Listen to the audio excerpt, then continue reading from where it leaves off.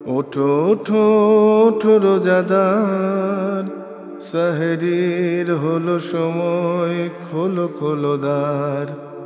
বাতাস ডাকে তোমায়, ডেকে যায় তারকারা, আসমানে আছে যত আলোকিত ফেরেশতারা।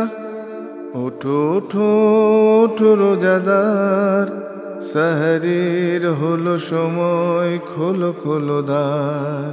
আসসালামু আলাইকুম প্রিয় দর্শক, আপনারা যারা দেশে আছেন প্রবাসে, সবাইকে জানাই মাহে রমজানের শুভেচ্ছা। শুরু হলো পবিত্র রমজান উপলক্ষে আন্টিবা আয়োজিত এবং মিউচুয়াল ট্রাস্ট ইসলামিক ব্যাংকিং নিবেদিত অনুষ্ঠান বরকতময় সাহারি মহিয়ান কোরআন, কোয়েসপন্সর সিটিজেন্স ব্যাংক এবং এনসিসি ইসলামিক। প্রিয় দর্শক, আজকের অনুষ্ঠানে আমরা পবিত্র কোরআনের আলোকে সালাত নিয়ে কিছু কথা বলতে চাইব। আমাদের একটা শিরোনাম আমরা করেছি সালাতের কথা। আমরা শুরুতেই পবিত্র কোরআনের সূরা তাহার তেলাওয়াত শুনব। সেহরির হলো সময়, খোলো খোলো দ্বার। আউযু বিল্লাহি মিনাশ শাইতানির রাজীম। বিসমিল্লাহির রহমানির রহিম।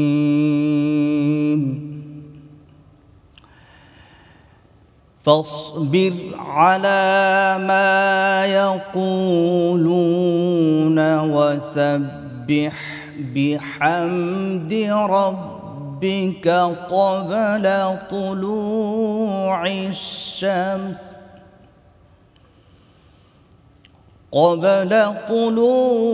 الشمس وقبل غروبها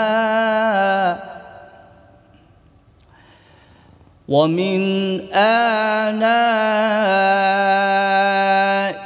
الليل فسبح وأطراف النهار لعلك ترضى ولا تمدن عينيك إلى ما متعنا به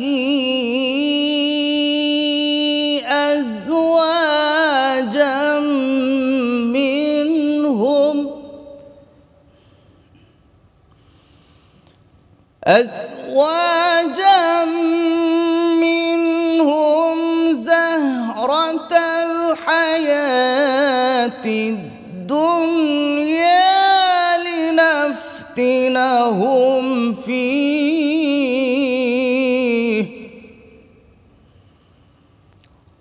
ورزق ربك خير وأبقى وأمر أهلك بالصلاة واصطبر عليها لا نسألك رزقا نحن نرزقك والعاقبة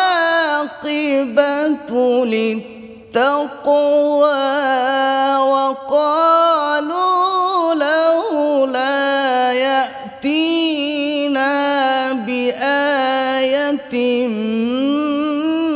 من ربه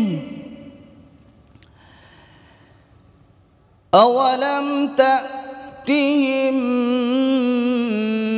بينة ما في الصحف الأولى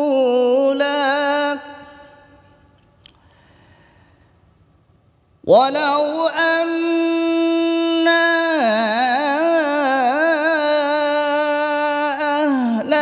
أهلكناهم بعذاب من قبله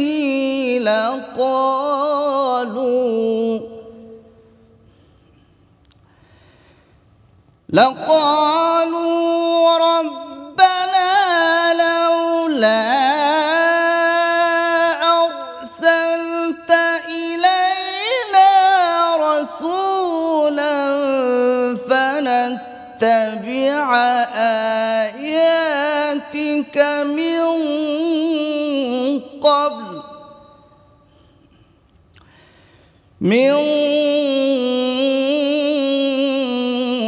قبل أن نذل ونخزى قل كل متربص فتربصوا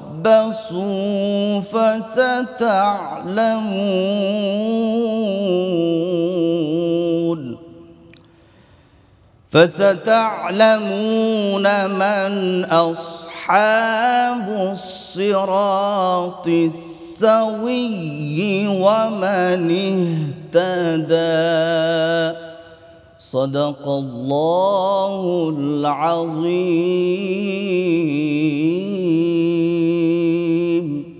প্রিয় দর্শক, আমরা চমৎকার তেলাওয়াত শুনলাম এবং এই আয়াতে সালাতের ওয়াক্তের কথা বলা হয়েছে।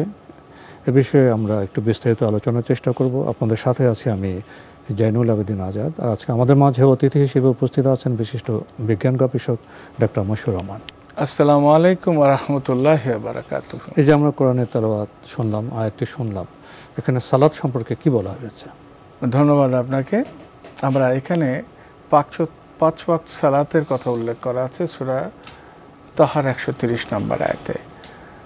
অনেকে খোঁজ করতে চায় যে কোরআন মজিদে কি 5 ওয়াক্ত সালাতের কথা বলা হয়েছে। তো আমরা এটা একটু অন্যভাবে উত্তর দেওয়ার চেষ্টা করি। প্রথম কথা বলা হয় যে সাধারণভাবে উত্তর দেওয়া হয় যে মেরাজ থেকে এটা আনা হয়েছে। তো মেরাজের ঘটনার সম্পর্কে একটু বিশ্লেষণ প্রয়োজন। সেটা হলো যে আল্লাহ সুবহানাহু ওয়া তাআলা রাসূল সাল্লাল্লাহু আলাইহি ওয়াসাল্লাম যখন মেরাজে যান তখন আল্লাহ 50 ওয়াক্ত সালাত দেন। তো এটা একটু বিস্ময়কর ব্যাপার। কেন বিস্ময়কর ব্যাপার হচ্ছে এই কারণে, আপনি যদি এখনকার সালাতের সময় পরিমাণ যদি চিন্তা করেন, তাতে এই 50 ওয়াক্ত সালাতে পড়তে সময় লাগবে কিন্তু 17 ঘন্টা। আর মানুষ সাধারণত ঘুমায় 6 থেকে 8 ঘন্টা, তাতে 23 থেকে 25 ঘন্টা হয়। 24 ঘন্টার মধ্যে আপনি যদি হিসাব করেন তাহলে তার কিন্তু অন্যান্য আর কোনো কাজ থাকে না, কথা থাকে না, বাজার হাটঘাট থাকে না, কিছুই থাকে না।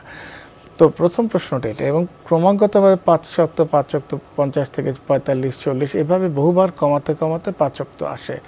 এটা একটু ফানি কেন বলা হয় যে এই কারণে যে রাসূল সাল্লাল্লাহু আলাইহি ওয়াসাল্লাম যখন পরপর 3 দিন তারাবির নামাজ পড়ালেন এবং চতুর্থ দিন তিনি পড়ালেন না, তিনি ভাবলেন যে তার উম্মতের জন্য এটা কষ্টকর হবে যদি আল্লাহ সুবহানাহু ওয়া তাআলা এটা ফরজ করে দেন। তো এই যে একটা কথা তিনি উপলব্ধি করলেন, তিনি তখন উপলব্ধি করার কথা যে 50 ওয়াক্ত নামাজ আদৌ সম্ভব কি অসম্ভব, যে এই প্রসঙ্গে যাই না, এটা একটা জাস্ট চিন্তার বিষয়। তাহলে আমরা যখন দেখব যে গুরুত্বপূর্ণ কোনটা, 5 ওয়াক্ত নামাজ আমরা ইনডিরেক্ট ওয়েতে আগে দেখি, দেন আমরা ডিরেক্টলি যাব। আপনি দেখেন সূরা নূরের 58 নম্বর আয়াতে ফজরের সালাতের কথা, জোহর এবং এশা এই 3 ওয়াক্তের নামাজের কথা বলা। তাহলে আপনি পাবেন ফজর, জোহর, এশা 3টা পেলেন, বাকি থাকলো আসর এবং মাগরিব। তার মানে সালাওয়াতিল ফাজরি মিনাজ জাহিরাতি ওয়া মিন বাহদি সালাওয়াতিন এশা, এই 3টা আমার রইল আসর এবং মাগরিব। আপনি এরপরে যদি সূরা হুদের 114 নম্বর আয়াতের দিকে তাকান, এখানে আপনি দিনের 2 ভাগের নামাজে সালাতের কথা পাবেন এবং বাকি থাকলো মাগরিব, দ্যাট ইজ জোহর আসরের কথা পেলেন। আমি যদি এরপরে দেখি যে সূরা ইসরার 78 নম্বর আয়াতে সেখানে মাগরিব এবং ফজর নামাজের কথা বলা হয়েছে। তাহলে আপনি কিন্তু এই 3টা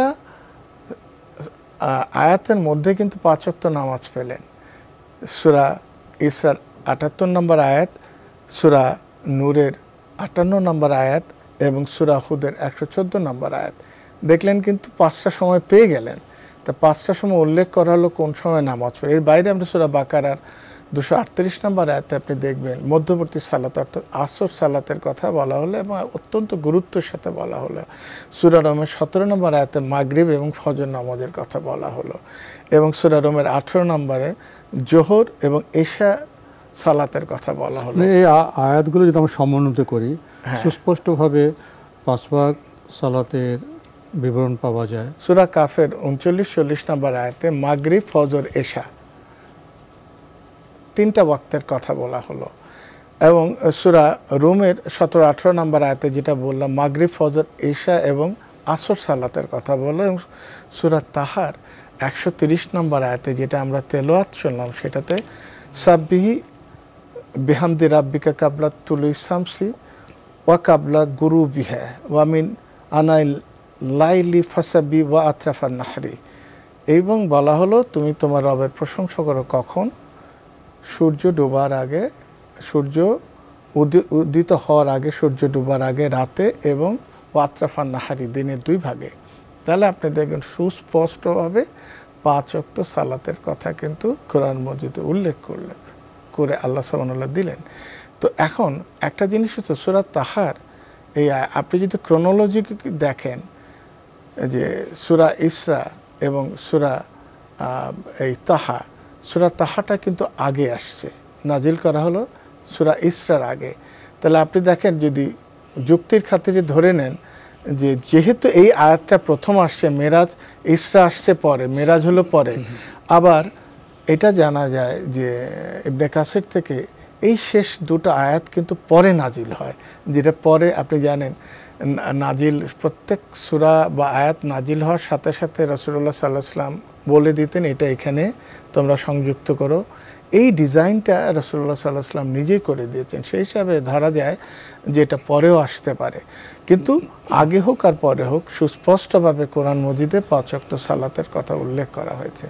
এখানে একটি প্রশ্ন জাগে, সালাত তো কোনো একটি নতুন বিষয় নয়, বিভিন্ন নবীর সময়ে সালাত ছিল, সালাতের যে প্রকরণে হয়তো কিছুটা তারতম্য ছিল, কিন্তু শেষ নবী হযরত মুহাম্মদ মুস্তাফা সাল্লাল্লাহু আলাইহি ওয়াসাল্লামের সময় ইসলাম পূর্ণতা পেয়েছে এবং সেখানে তো আমরা যেমন কোরআন থেকে ইসলামকে জানি, তেমনি কোরআনের জীবন্ত উদাহরণ বা প্রতীক হলেন হযরত মুহাম্মদ মুস্তাফা সাল্লাল্লাহু আলাইহি ওয়াসাল্লাম।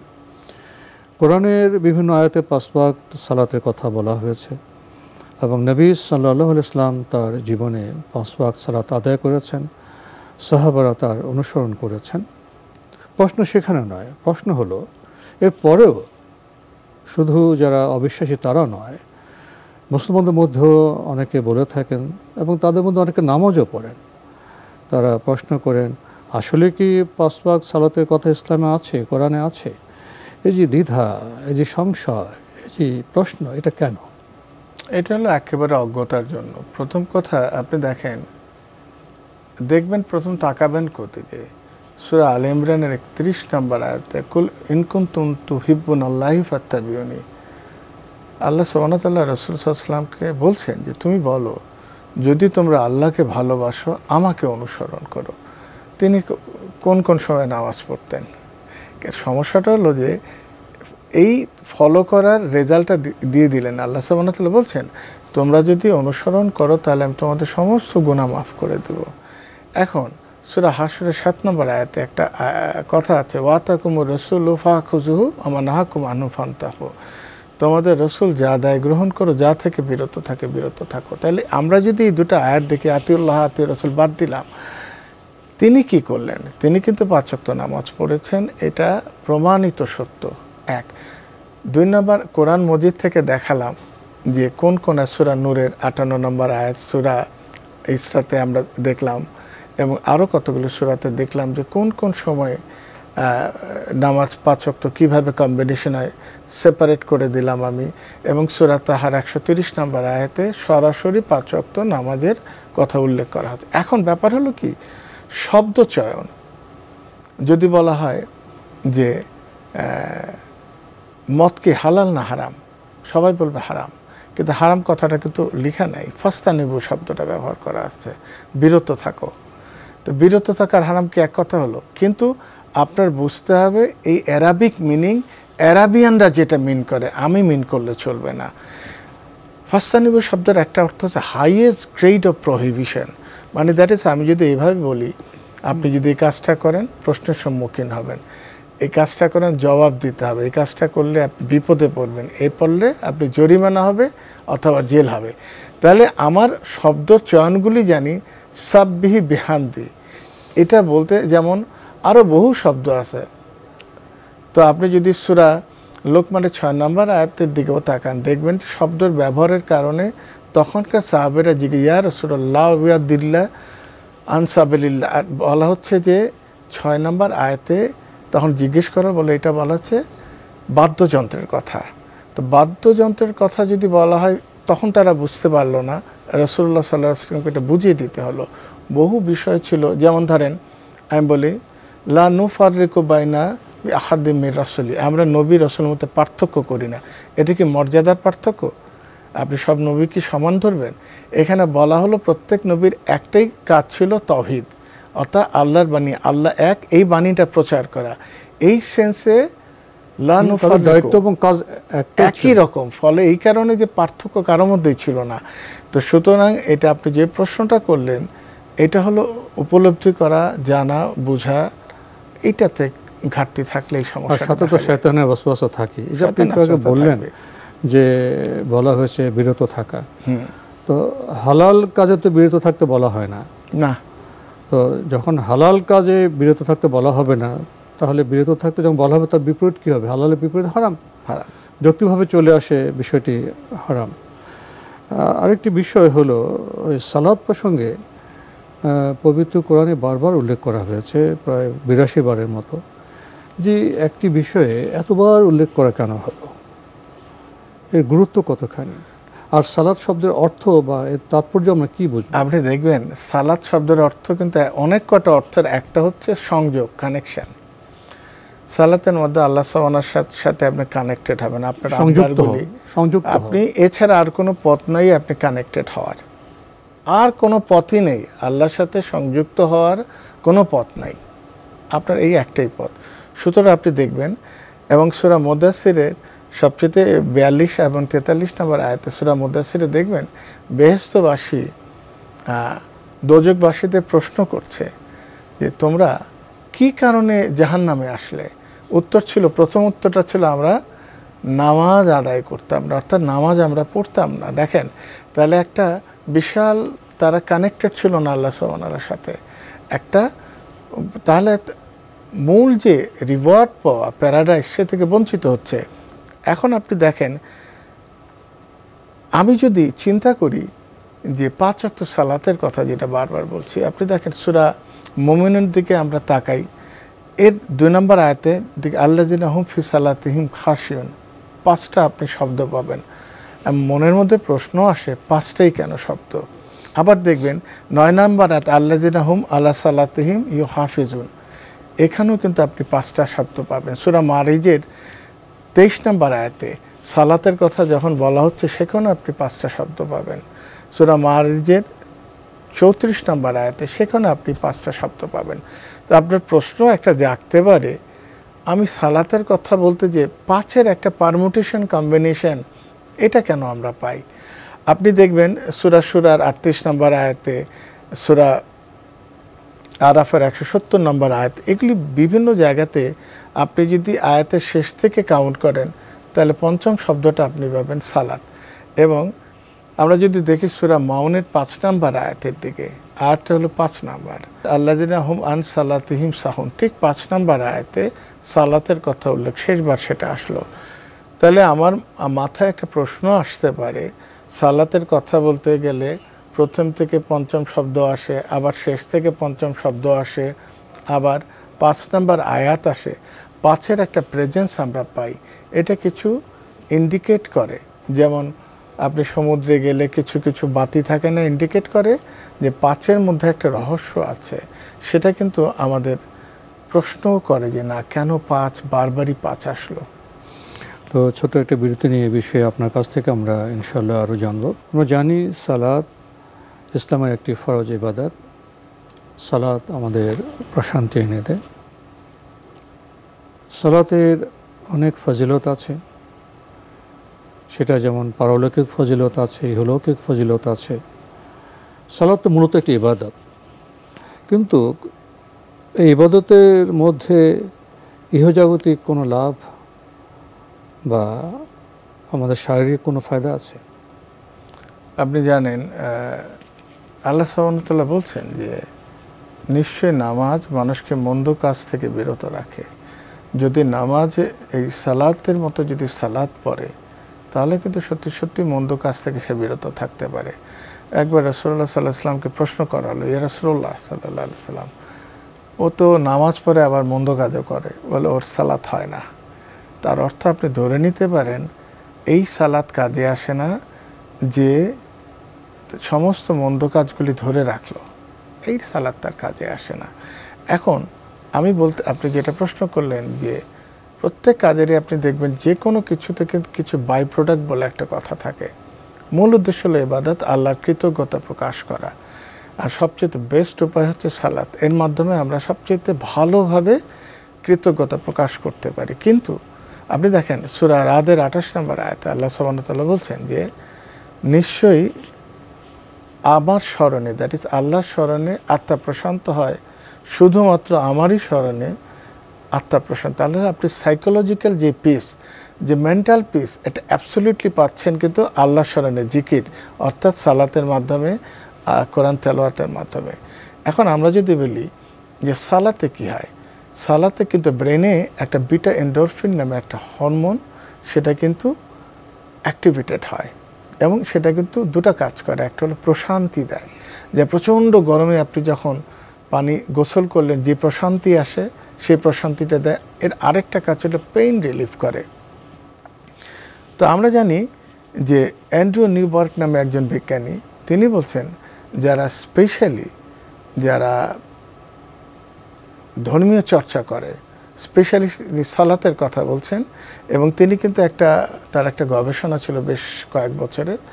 তো সালাত যারা করে নিয়মিত পড়ে এবং নির্দিষ্ট সময় পড়ে, তাদের ব্রেইন ফ্রন্টাল যে কর্টেক্স খুব অ্যাক্টিভ থাকে, ফলে তাদের অ্যাটেনশন ভালো থাকে এবং তারা তাদের ইমোশন কন্ট্রোল করতে, মানে রাগ হয় না, রাগ সংযত করতে পারে। তো এগুলি থেকে এখন আমরা চিন্তা করি, একটা মানুষ যখন সেজদায় যায় তার মুখের ব্লাড সাপ্লাই বেড়ে যায়, তার ক্যারোটিড আর্টারিতে একটা প্রেশার ফলে এখানে প্লাক জমার কিন্তু চান্স কমে যায়, ব্রেনের ব্লাড সাপ্লাই বেড়ে যায় এবং নিয়মিত সালাত পড়ার জন্য শরীরের অক্সিজেন ডিমান্ড যেটা কমে যায়, বা এক্সেস ডিমান্ড থেকে বেঁচে যায় মানুষ। সালাতের জন্য কিন্তু পেটের যে গ্ল্যান্ডগুলি থাকে সেই গ্ল্যান্ডগুলি কার্যক্ষমতা বেড়ে যায়, এক নাম্বার। তারপর হলো আরেকটা জিনিস হয় যে জয়েন্ট পেইন, সেটা থেকে রিলিফ হয়, আর্থ্রাইটিসের পেইন করে, অস্টিওপোরোটিক চেঞ্জ, এটা ডিলেড প্রসেসিং হয়।